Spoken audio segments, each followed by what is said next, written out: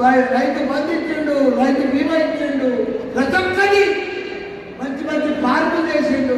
గ్రామాలను అందంగా తీర్చిదిద్దిన ఘనత మన కేసీఆర్. మన హైదరాబాద్ లో 3 లక్షల